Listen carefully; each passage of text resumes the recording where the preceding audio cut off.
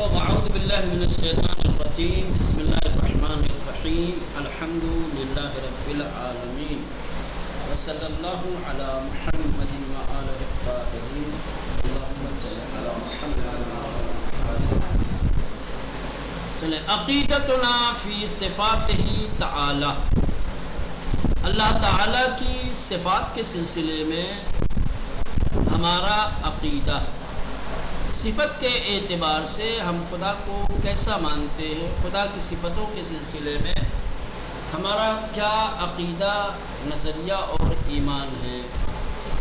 کہہ رہے ہیں کہ ہم اعتقاد رکھتے ہیں اس بات پر کہ اللہ تعالیٰ کی صفات ثبوتیہ کی جو حقیقیہ اور کمالیہ ہیں، جنہیں صفات جمال و کمال کہا جاتا ہے، آسان لفظوں میں یوں کہا جائے کہ اللہ کی صفتوں کو دو حصوں میں تقسیم کیا گیا ہے. ایک صفات اثباتی ہیں جن کو صفات ثبوتیہ کہا جاتا ہے، اور کچھ صفتیں ایسی ہیں جو سلبی ہیں جن کو صفات سلبیہ کہا جاتا ہے. تو سب سے پہلے صفات ثبوتیہ. صفات ثبوتیہ کیا ہوتی ہے؟ صفات آپ جانتے ہیں صفت کی جمع ہے. ثبوتیہ یعنی جو ذات پروردگار کے لیے ثابت ہے، جو صفات ذات پروردگار میں موجود ہے، پائی جاتی ہیں، ان کو کہتے ہیں صفات ثبوتیہ. اور یہ صفات ثبوتیہ یہی حقیقی اور کمالی صفات ہیں، یہی حقیقی اور کمالی صفات ہیں. اور اس کا دوسرا نام صفات ثبوتیہ کا صفات جمال و کمال ہے، کیونکہ یہ تمام صفتیں وہ ہیں کہ جس سے ذات پروردگار کی خوبیاں، ذات پروردگار کے کمال، ذات پروردگار کی اچھائیاں ظاہر ہوتی ہیں. سمجھ رہے ہیں؟ ہاں، خدا کے جلال و جمال کو بیان کرتی ہیں، کیا جمال و کمال کو بیان کرتی ہے، اسی لیے ان کو ثبوتیہ کہا جاتا ہے. جیسے علم ہے، قدرت ہے، غنی ہونا ہے، مرید ہونا ہے، حی ہونا ہے. سمجھ رہے ہیں؟ تو اب اللہ کی جو صفات ثبوتیہ ہیں، جو حقیقی اور کمالی ہیں، جن کو صفات جمال و کمال کہا جاتا ہے، علم، قدرت، حیات وغیرہ، کہ یہ تمام صفات ثبوتیہ خدا کی عین ذات ہے. عین ذات کا مطلب ہوتا ہے کہ ان صفات میں اور ذات میں کوئی فرق نہیں ہے. جو اس کی ذات ہے وہی اس کی صفات ہے، جو صفات ہیں وہی اس کی ذات ہے. زائد بر ذات نہیں ہے، اس کی ذات سے علیحدہ نہیں ہے، اس کی ذات سے جدا نہیں ہے. جیسے ہماری صفتیں زائد بر ذات ہیں، ہمارے اندر بھی بہت سارے صفات ثبوتیہ کہہ لو یا صفات جلال و جمال و کمال پائے جاتے ہیں. آپ بھی عالم ہو نہیں ہو، آپ بھی قادر ہو، آپ بھی حی ہو، لیکن آپ کی حیات، آپ کی قدرت، آپ کا علم کیا ہے؟ ذاتی ہے، عین ذات ہے. اب یہ تمام چیزیں لے کر کے آئے ہیں، پہلے سے ہی یہ تمام خوبیاں، یہ تمام صفتیں آپ کے اندر موجود تھی نہیں. زائد بر ذات ہے. ہماری ذات الگ ہے، ہماری یہ صفات الگ ہے. ہماری ذات اور ہماری صفات کے اندر فاصلہ ہے. سمجھ رہے ہیں؟ دونوں الگ الگ چیزیں ہیں. ہم ان صفتوں کو اپنی ذات میں ایڈ کرتے ہیں، اپنی ذات کے اندر پیدا کرتے ہیں. اور یہ بھی ضروری نہیں ہے کہ جو کمال اور جو صفت ہم نے اپنی ذات میں پیدا کر لیا ہے وہ باقی بھی رہے. ایک شخص عالم ہوتا ہے، بڑھاپے میں سارا علم بھول جاتا ہے. ایک شخص قادر ہوتا ہے، جب پیدا ہوتا ہے، فرض کر لے کبھی کبھی اس کی صفت قدرت اس سے سلب ہو جاتی ہے، تو باقی بھی نہیں رہتی ہے. سمجھ لیں؟ بصورت تو اللہ کی جو صفات ثبوتیہ ہیں وہ عین ذات ہیں، عین ذات کا مطلب یہ ہوتا ہے کہ اس کی ذات میں اور صفات میں کوئی فرق نہیں ہے، دوئیت نہیں ہے، زائد بر ذات نہیں ہے۔ اللہ کی صفتیں عین ذات ہیں، بندوں کی صفتیں زائد بر ذات ہیں، ٹھیک ہے۔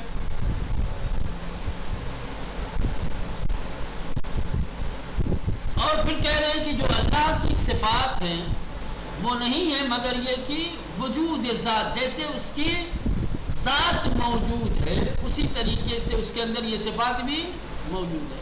اب آپ کے ذہن میں ہو سکتا ہے کہ شبہ پیدا ہو کہ صفات اور ذات جس طریقے سے اس کی ذات موجود ہے ویسے ہی اس کے صفات موجود ہیں، تو صفات میں اور ذات میں علیحدگی ہو یا دوئیت ہو، نہ ایسا نہیں ہے۔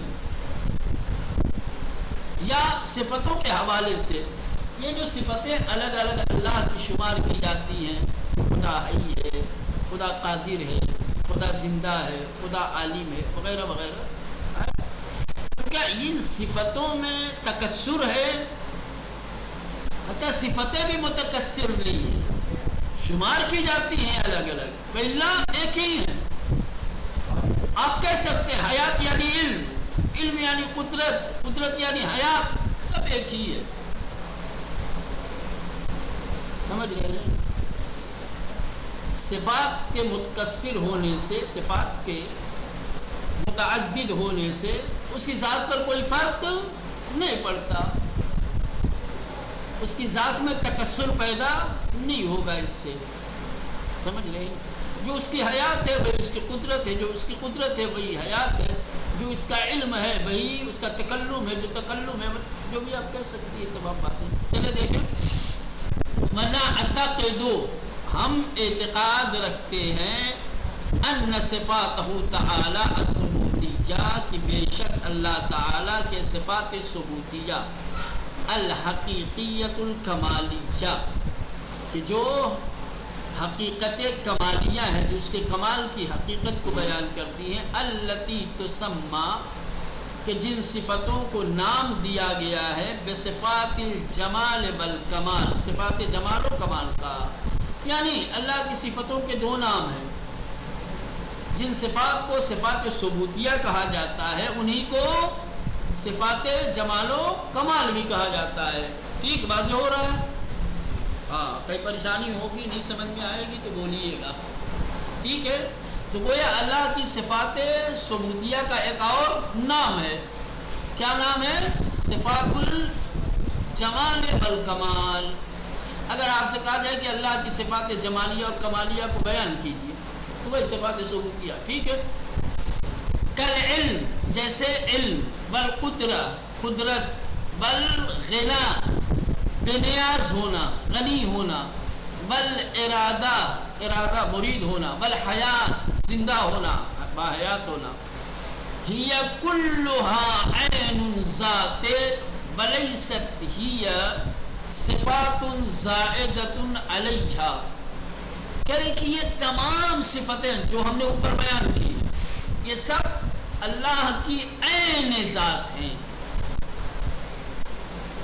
یہ صفات زائد بر ذات نہیں ہیں، یہ کلھا، یہ تمام صفتیں عین ذات ہی، اللہ کی عین ذات ہیں، ولیست ہی صفات زائدۃ علیہا، اور یہ صفتیں نہیں ہیں، کیا ہے؟ اس کی ذات سے زائد، زائد بر ذات نہیں ہے۔ سمجھا دیا زائد بر ذات کیا ہوتا ہے، ٹھیک ہے؟ یہ بالکل عین ذات کے برعکس اور اس کے مقابل میں زائد بر ذات بول رہے ہیں، عین ذات اور زائد بر ذات یہ دونوں ایک دوسرے کے کیا ہے؟ مد مقابل اور مخالف ہے۔ ولیس وجود ہوا الا وجود الذات، اور ان صفتوں کا وجود نہیں ہے مگر وجود ذات کے ساتھ، اس کی ذات موجود ہے، یہ صفات موجود ہے، اس کی ذات ہے وہی اس کی صفات ہے۔ فقدرتہ من حیث الوجود، بس اس کی قدرت وجود کی حیثیت سے، حیات اس کی حیات ہے، وحیاتہ قدرتہ، اس کی حیات، اس کی قدرت، وجود کے اعتبار سے کوئی فرق نہیں ہے ان صفتوں میں، سمجھ رہے ہیں؟ وجود کے اعتبار سے جو اس کی قدرت ہے وہی اس کی حیات ہے، جو اس کی حیات ہے وہی قدرت ہے۔ بل ہوا قادر من حیث ہوا حی، بلکہ وہ قادر ہے اس حیثیت سے کہ وہ حی ہے، حی ہے اس لیے قادر ہے۔ وحی من حیث ہوا قادر، اور وہ حی ہے اس حیثیت سے کہ قادر ہے۔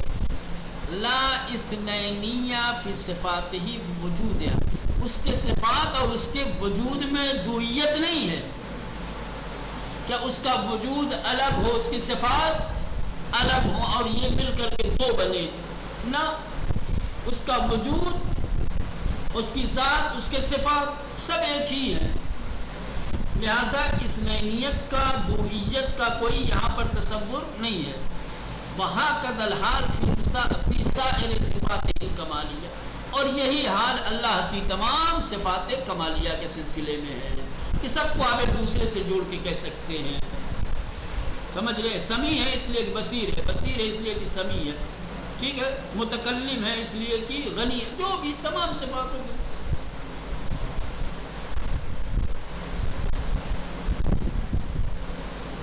پھر یہ متعدد کیوں ہے جب سب ایک ہی ہے؟ وجود کے اعتبار سے دوئیت نہیں ہے، وجود میں وحدت ہے، تو پھر یہ الگ الگ کیوں بیان کی جاتی ہے؟ وجہ نعم ہی مختلفۃ فی معانیہا و مفاہیمہا، کہ یہ صفات معانی اور مفاہیم کے اعتبار سے مختلف ہے، وجود کے اعتبار سے نہیں، ٹھیک ہے مولانا؟ نعم، ہاں، ہی یہ صفتیں مختلفۃ الگ الگ ہیں، فی معانیہا معانی میں، و مفاہیمہا اور اپنے مفاہیم میں، معانی اور مفاہیم کے اعتبار سے الگ الگ ہیں۔ قادر کا اور مفہوم ہے، معنی ہے، عالم کا اور ہے، حی کا اور ہے، لیکن وجود کے اعتبار سے مولانا لا فی حقائقہا و وجوداتہا، حقائق اور وجود کے اعتبار سے یہ مختلف نہیں ہیں، حقیقتیں ایک ہیں، وجود ان کے ایک ہے۔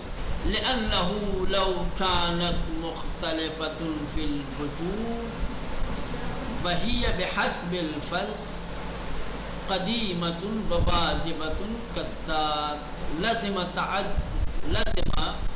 تعدد واجب الوجود، کہہ رہے ہیں کہ اگر یہ وجود میں مختلف ہو جائے، وجود کے اعتبار سے حی کا وجود الگ ہے، قدیم کا وجود الگ ہے، غنی کا وجود الگ ہے، اگر وجود کے اعتبار سے یہ مختلف ہو جائے، اس اعتبار سے کہ فرض کر لیں کہ خدا قدیم بھی ہے اور واجب بھی ہے، کذات، فرض کریں وہی اور یہ صفات حسب الفرض، فرض کے اعتبار سے قدیمۃ و واجبۃ کذات، خدا کی ذات کی طرح سے قدیم اور واجب مان لی جائے۔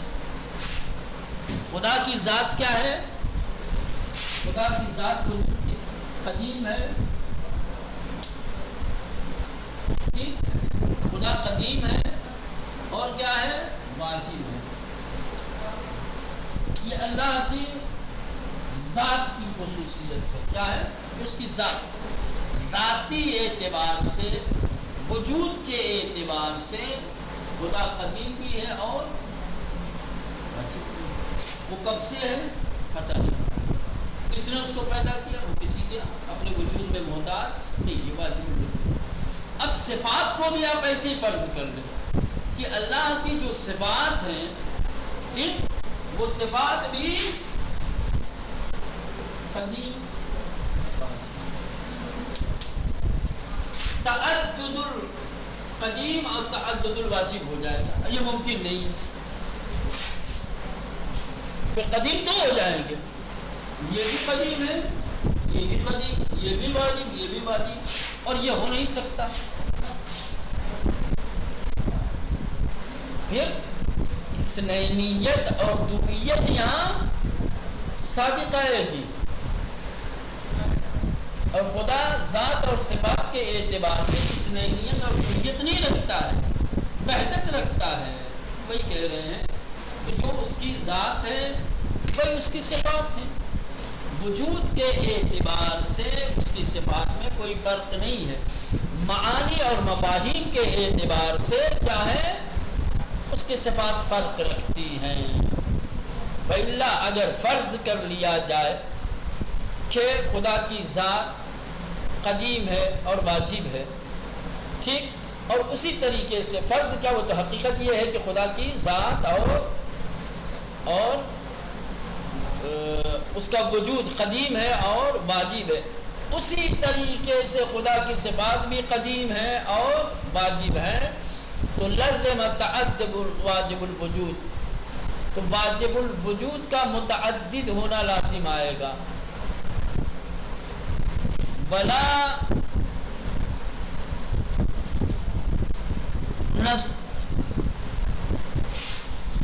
کیا لکھا ہے؟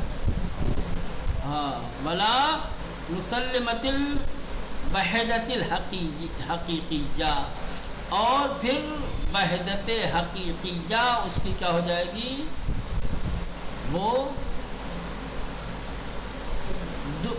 بڑھ جائے گی، دو ہو جائے گی۔ وَهَذَا مَا يُنَافِي عَقِیدَۃُ التوحید، اور پھر یہ بات عقیدہ توحید کے خلاف ہو جائے گی۔ ہم توحید کے قائل ہیں، جب ہم توحید کے قائل ہیں، ٹھیک ہے، تو اب کوئی بھی ایسا عقیدہ کہ جو توحید کے منافی ہو اس کو قبول نہیں کیا جا سکتا۔ ہم نے خدا کو ذاتی اعتبار سے واحد مانا ہے، خدا کی جو ذات ہے، یہ فرق کرنے ذات یا وجود ایک ہی چیز ہے، ٹھیک ہے، اور یہ ہے صفات، ٹھیک۔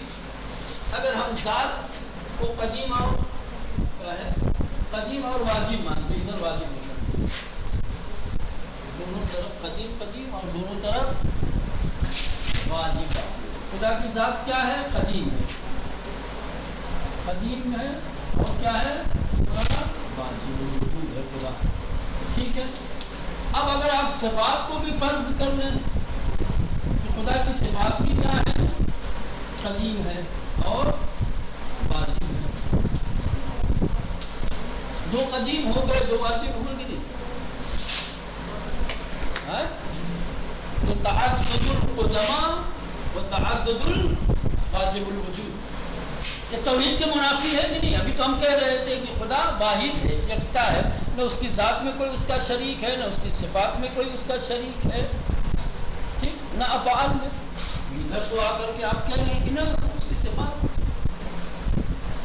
ٹھیک ہے، یہ سمجھا رہے ہیں آپ کو کہ خدا کی جو صفات ہیں، صفات ثبوتیہ، وہ عین ذات ہے، زائد بر ذات نہیں ہے، وجود کے اعتبار سے، حقیقت کے اعتبار سے اس کی ذات و صفات میں کوئی فرق نہیں ہے، اسی لیے ہر صفت کو دوسری وجود کے اعتبار سے ہر صفت کو دوسری صفت کے ساتھ آپ ذکر کر سکتے۔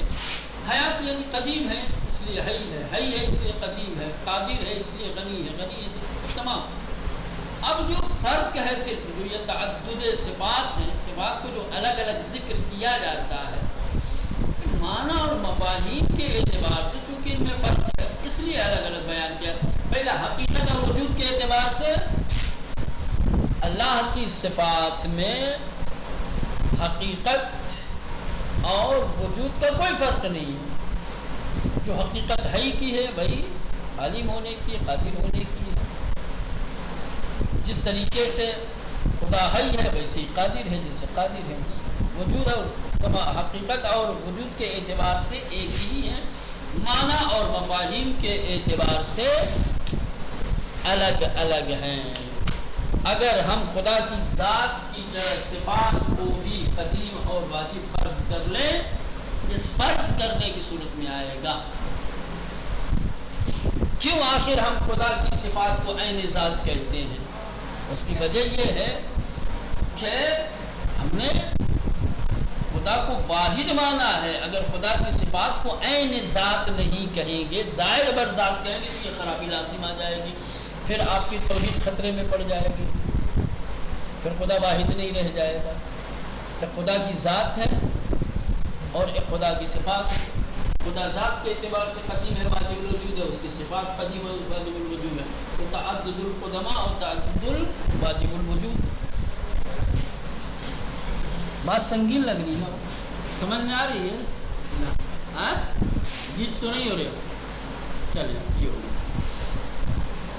اما الصفات الثبوتیۃ الاضافیہ کالخالقیہ والرازقیہ والتقدم والعلیہ فہی ترجع فی حقیقتها الی صفۃ واحدۃ حقیقۃ وہی القیومیہ لمخلوقاتہ وہی صفۃ واحدۃ تنتزع منها عدۃ صفات باعتبار اختلاف الآثار والملاحظات۔ کہہ رہے کہ اللہ کی صفات ثبوتیہ میں سے کچھ صفتیں ایسی ہیں جن کو صفات ثبوتیہ اضافیہ کہا جاتا ہے۔ کیا کہا جاتا ہے؟ صفات ثبوتیہ اضافیہ۔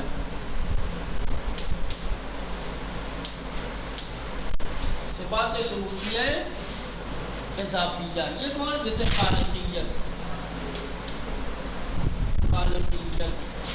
رازقیت،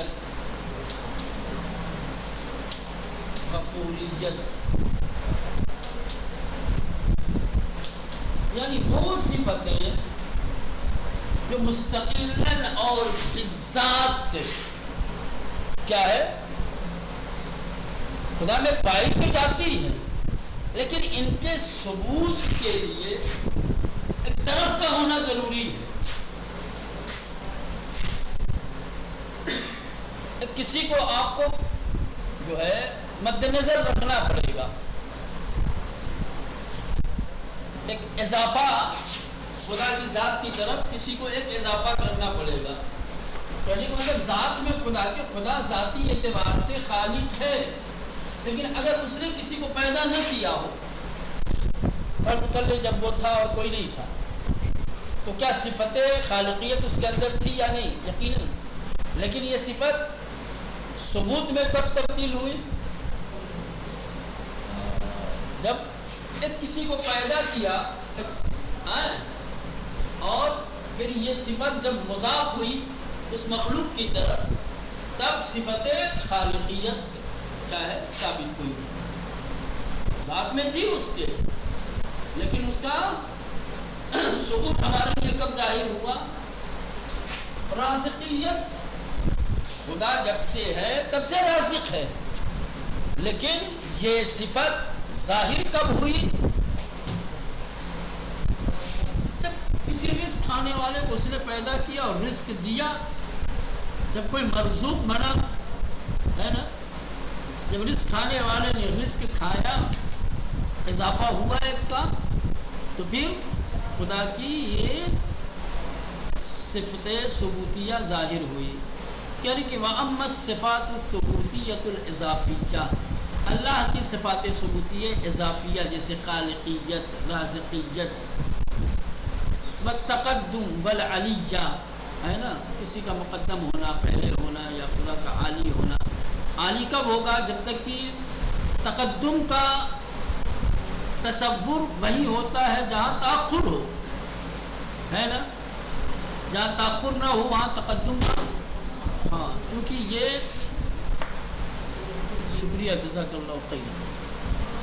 والعلیہ، جہاں پستی نہ ہو وہاں بلندی کا تصور نہیں ہو سکتا۔ تو صورت یہ وہ صفات ثبوتیہ ہیں کہ جن کو صفات ثبوتیہ اضافیہ کہا جاتا ہے۔ فَهِيَ تَرْجِعُ فِي حَقِيقَتِهَا إِلَى صِفَةٍ وَاحِدَةٍ حَقِيقَةٍ، کہہ رہے کہ ان تمام صفتوں کا رجوع ہوتا ہے، برگشت ہوتی ہے ایک حقیقت کی طرف، ایک صفت کی طرف۔ فَهِيَ الْقَيْمُومِيَّةُ لِمَخْلُوقَاتِهِ، اور وہ حقیقت واحدہ کیا ہے؟ خدا کا اپنے مخلوق کی بنسبت قیوم ہونا. ٹھیک، خدا کا اپنی مخلوقات کی بنسبت قیوم ہونا. چونکہ خدا اپنی مخلوقات کی بنسبت قیوم ہے، اس لیے یہ تمام صفتیں کیا ہے؟ صفت واحدہ کہی جائیں گی. وَهِيَ صِفَةٌ وَاحِدَةٌ تَنْتَزِعُ مِنْهَا عِدَّةُ صِفَاتٍ. کہہ رہے کہ یہ حقیقت کے اعتبار سے صفت واحدہ ہے، لیکن یہ منتزع ہوتی ہیں، نکلتی ہیں ان صفت واحدہ سے بہت ساری دوسری صفتیں. ان کی حقیقت ایک ہے، اسی ایک تمام صفتیں صفت واحدہ ہیں. اس ایک صفت واحدہ سے، اس ایک حقیقت سے دوسری اور بہت ساری صفتیں نکلتی ہیں. کیوں آخر ایک حقیقت سے اور ایک صفت سے بہت ساری صفتیں نکلتی ہیں؟ اعتبار اختلاف الآثار واللاحظات. چونکہ ملاحظات اور آثار میں اختلاف ہے. ان صفتوں کا تعلق کیا ہے؟ آثار و ملاحظات سے ہے. جب آثار و ملاحظات بدلیں گے تو صفتوں کا نام بھی بدلے گا. ٹھیک، اسی اثر اور اسی لحاظ کے اعتبار سے ایک صفت وجود میں آئے گی جو اس اثر کو اور اس لحاظ کو بیان کرے گی یا اس معنی اور مفہوم پر دلالت کرے گی. ویلا حقیقت یہ تمام صفتوں کی خالقیت، رازقیت، مالکیت سمجھ رہے ہیں، غفوریت، رحیمیت، رحمانیت، یہ تمام صفتیں کہ جن صفتوں کا بالذات تصور صرف خدا کی ذات کے اعتبار سے تصور مشکل ہے، جن صفات کے ظہور کے لیے کسی اثر، کسی لحاظ کا ہونا ضروری ہے. سمجھ رہے ہیں؟ حقیقت کے اعتبار سے ایسی صفتیں ایک ہیں، لیکن چونکہ آثار مختلف ہیں، چونکہ ملاحظات مختلف ہیں، اس لیے اس ایک حقیقت یا اس ایک صفت سے مختلف صفتیں پیدا ہوتی ہیں. ہے نا؟ کسی کو رزق دے دیا، رازق بن گیا. کسی گنہگار کو معاف کر دیا، غفور بن گیا. کسی پر رحم کیا، رحمان ہو گیا، رحیم ہو گیا. ہے نا؟ یہ آثار اور ملاحظ. یہ آسان لفظوں میں آپ اگر میں ایک جملے میں آپ کو سمجھانا چاہوں تو یوں کہوں کہ ایسے صفات کہ جن صفات کا واسطہ خدا اور بندوں سے ہے، وہ اس کی مخلوق سے. خدا کی کچھ ایسی صفتیں ہیں کہ جن صفتوں کا کیا ہے؟ مخلوقات کے ساتھ ایک واسطہ ہے. سمجھ رہے ہیں؟ مخلوقات نہ ہوں تو ہم خدا کی ان صفتوں کو نہیں سمجھ سکتے.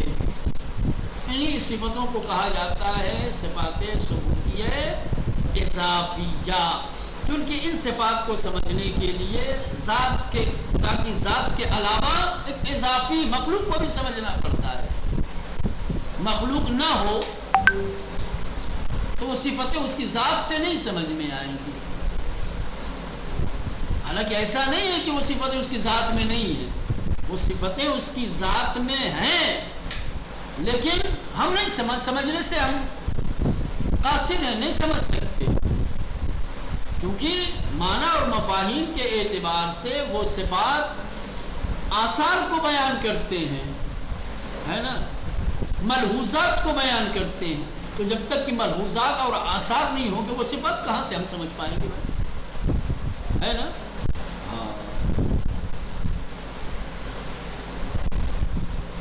یعنی یہ صفات ایسی ہیں کہ جن صفات کو سمجھنے کے لیے خدا کی ذات کے علاوہ دوسری غیر اضافی چیز کو بھی ہم کو سمجھنا پڑتا ہے. چلیں بہر صورت سمجھ میں آیا تو ٹھیک ہے، نہیں سمجھ میں آیا ہوگا تو کل